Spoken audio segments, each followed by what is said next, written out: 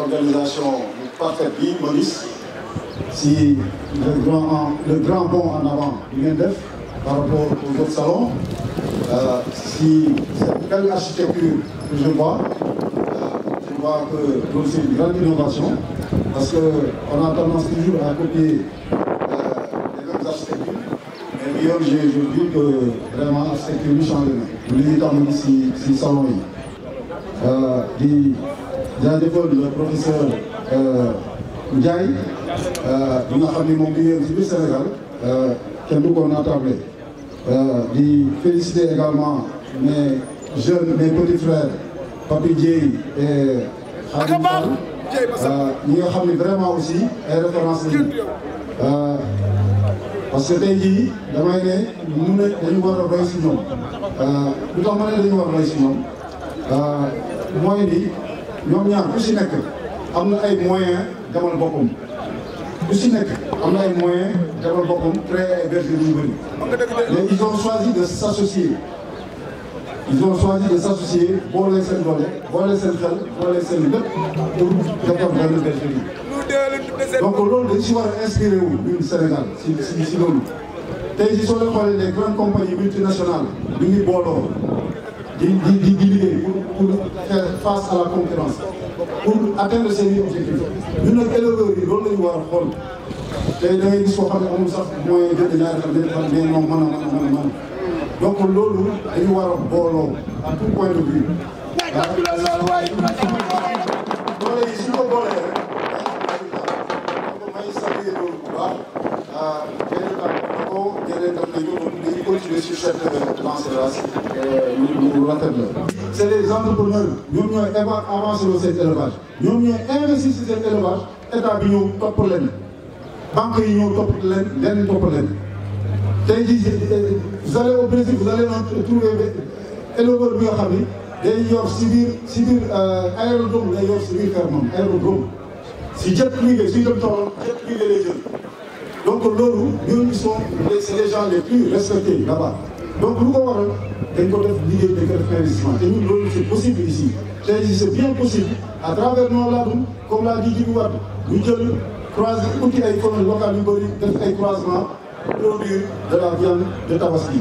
produire de la viande de tabaski nag doo ñëw def le même modèle que l'élevage laadum tey jii soo bëggee yor benn xar si biir ay 300 mètres carrés nga carrelé ko defal ko ay lampe di koy fayal salaire mais boobu tey jii mënoo si génn parce que le mouton là tu vas le vendre à 300 000 alors que qu'il te revient à plus de 500 000 donc tey jii moo tax tam loolu pour ñu def ko il faut que catégoriser xar yi tey jii am na liggéey j'en profite pour parler un peu de ce qu'on fait au niveau de la fédération nationale des acteurs de la filière ovine parce que ñun dañu nekk fii pour xalaatal élevage bi suba pour anticiper ëllëg naka la ñuy def anticipation boobu nag moo ñu poussé ñu ne léegi laadum bi avant tout il faut ñu homologuer ko parce que tey jii pour ñu jaay ko à l'étranger il faut ñu homologuer ko tey jii sud-africain bi mënul intéressé aussi laadum bi te laadum bi homologué wuñ ko donc homologation boobu nag ça passe d'abord par la caractérisation du laadum mooy laadum bi dañ ko mandargal naka lañ koy mandargalee lu ñuy fexe ba xamee ko. donc liggéey boobu tey jii ñun on l'a fait à plus de 60% jotoon nañu si restituer à plusieurs reprises tey jii on va vers la seconde phase bientôt pour ñu def ko te loolu damay ñaan éleveurs ñëpp jàpp si ñu bokk fédération ñu si bokkul ñëpp jàpp.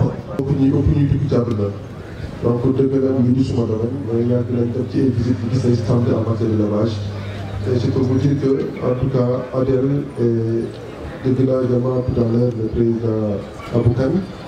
La petite histoire mooy que en 2010 gisuma kër fii près Tëngéej même si je suis beaucoup plus banlieue à Dakar xar ba njëkk a am laadum moom moo ko jaayoon à 1 million de francs te ba tey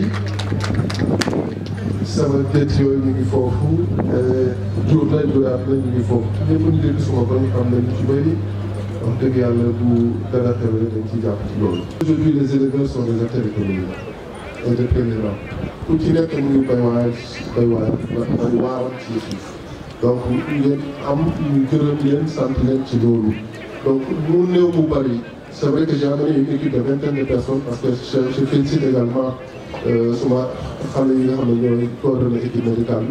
Il y a des médecins, il y a des chirurgiens dentistes, il y a des biologistes, il y a des pharmaciens qui sont là. Donc profitez-les parce que l'union hôpitaux yi ñoo fa nekk. Donc première étape diagnostic un problème mën na ko tout de suite. Il y a des médicaments de première instance qui sont gratuitement. Donc à travers vous, donc population de Rufisque qui vont bénéficier. Normalement ils sont là pour 48 heures. Donc ba suba ñu ngi fii su fekkente ne loolu lañ ma rappelé ce matin. Donc il faut en profiter. Maintenant au-delà de ça, ceux qui nga xam ne diagnostiqué nañ ñu laaj leneen lu dul loolu au niveau hospitalier supérieur. Et nous également de pour que nous donnions les soins appropriés pour ça. Parce que c'est pourquoi j'avais dit également que c'est lui, notre document universel, il est loin d'être. Je ne travaille pas pour, je le précise, je ne suis pas là pour l'État, je ne travaille pas pour l'État, mais je suis Sénégalais. Bon, l'unité, ça m'intéresse. Mais l'autre, vous faites solidarité, aujourd'hui tu vois dans ce pays des milliardaires qui sont là, nous voulons une ligue, mais dernière alors qu'Américain dit, nous lui disons qu'un milliard parfois. Donc vous êtes désigné le Sénégalais parfois et nous disons l'Américain dit. Et moi, je me tombe sur le plan financier. Et on va te le dire. Ce qui fait qu'aujourd'hui, il y a des autres programmes à l'unico. Et c'est pourquoi on appelle toujours ces dirailles immobiliers. Nous n'y sommes pas que nous devons beaucoup bailler. Et beaucoup d'Afrique à mon fille, beaucoup de monde à mon fille. Car il y a des gens qui supportent Messi ou Ronaldinho ou Alcomé. Et pourtant, sama jour bi nekk sama koñ bu rombee ñu ne ko waaye kii il fait na ma nekk et pourtant deful dara donc ñu ko supporté alors que mu ngi def lu baax ci réew mi mu ngi def lu baax ci goxam ndax loolu rek moo def lu baax parce que koo jàppaloon kii def lu baax keneen mu ngi jàppale ndax mu ngi def lu baax et ces jeunes qui sont là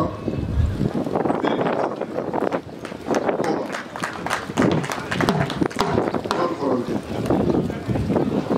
weesuwul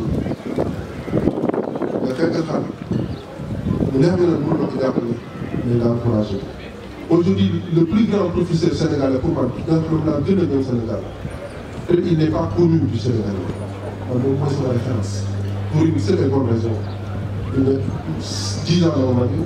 Il a été internat, resté là-bas 1 an, je n'ai pas travaillé. Il a poste assistant à la fac aux États-Unis. Il venait toujours à mes côtés me dire Daoud il là-bas. Donc ça a eu des batailles avec moi. Tout en sachant que nous nous rapportons dans le futur. Mais cette volonté-là, on nous donne que les xaaral. Et aujourd'hui, bu dee 2 minutes la sax jàppalaa naa koy jubal dara tax. Loolu kooku loolu ko may. Il le dit, la patience. Et c'est pourquoi, en communicateur traditionnel, c'est bon. Et c'est l'occasion de vous dire merci pour tout ce que vous faites pour ce pays. Fu ñu leen léegi lu baax lu rafet. Et loolu mooy la Sénégal. Fii boo fi waxee lu baax nit ñi xam nañ ko.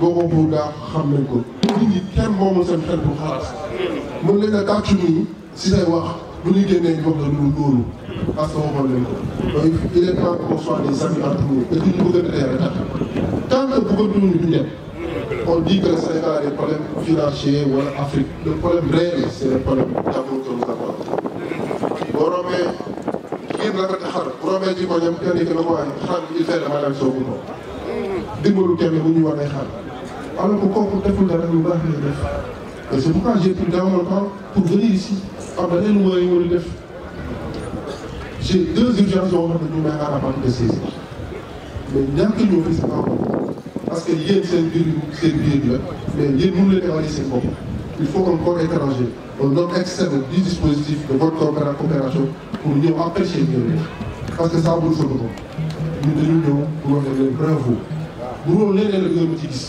parce que kenn du ma gis Sorano kenn du ma gis non mais quand c'est important ma jàppale sama présence mën na motiver ne serait-ce qu'une personne si les autres ne sont pas d'accord ça m'intéresse pas mais benn personne bu ñu motiver bu muy jàppale man pour ces raisons j'ai fini te loolu laay jàngale wax ne on est ensemble ñu tey ñu suba yàlla jàppale leen yàlla may leen taw fépp en tout cas vous pouvez compter sur moi aujourd'hui comme demain et c'est le Sénégal de